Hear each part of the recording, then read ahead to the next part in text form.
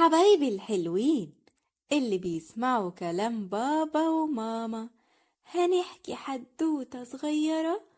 قبل النوم كان في فيل صغير كان بيحب الجري والتنطيط مع صحابه، وكل الحيوانات اللي في الغابة كان بيقضي معظم وقته في اللعب والجري معاهم، وما يهتمش أبدا بالمذاكرة ولا واجباته المدرسية. وكان باباه ومامته دايما يقولوله لازم تذاكر ولازم تنظم وقتك. بس فالفول كان دايما بيتجاهل كل نصايحهم ويقول أنا لسه عندي وقت طويل للامتحانات، هبقى أذاكر بعدين. ومرت الأيام ووقت الامتحانات النهائية قرب خالص، وصحابه كان وقتها بيذاكروا وبيراجعوا دروسهم.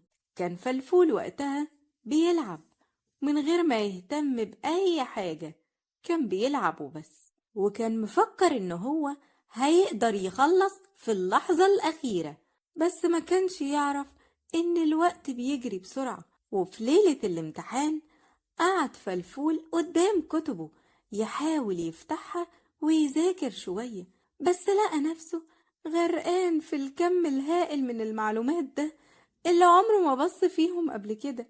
بدأ يحس بالتوتر والقلق، وبدأت الأفكار السلبية تيجي في دماغه. ازاي هقدر اخلص كل ده؟ ازاي هخلص كل ده؟ انا ضيعت وقت كتير قوي ودلوقتي بدفع التمن. جه يوم الامتحان وراح فلفول الامتحان، وقلبه كان بينبض بسرعة جدا. ولما لقى ورقة الامتحان كان مذهول، الأسئلة كانت صعبة جدا وما كانش عارف يجاوب على معظمها، بس أصحابه كانوا بيجاوبوا بكل ثقة وسهولة، وكان قاعد يراقبهم بحسرة وندم. بعد ما الامتحان خلص خرج فلفول من المدرسة محبط وحزين، وعرف إن هو هيجيب درجات قليلة، وإن هو خيب ظن أبوه ومامته. في اللحظة دي عرف فلفول قيمة تنظيم الوقت، وإن هو ما ينفعش يحقق أي نجاح بإن هو يعتمد على اللحظة الأخيرة. وقرر إن هو يتغير ويبدأ ينظم وقته ويخصص وقت محدد للمذاكرة كل يوم.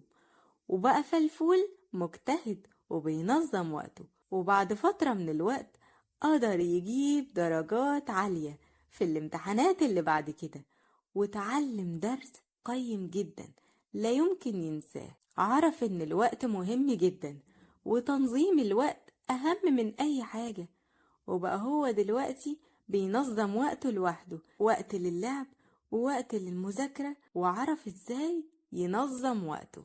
ايه رأيكم يا اصحابي في القصة دي؟ اتمنى تكون عجبتكم. اشوفكم في قصة تانية، مع السلامة يا اصحابي.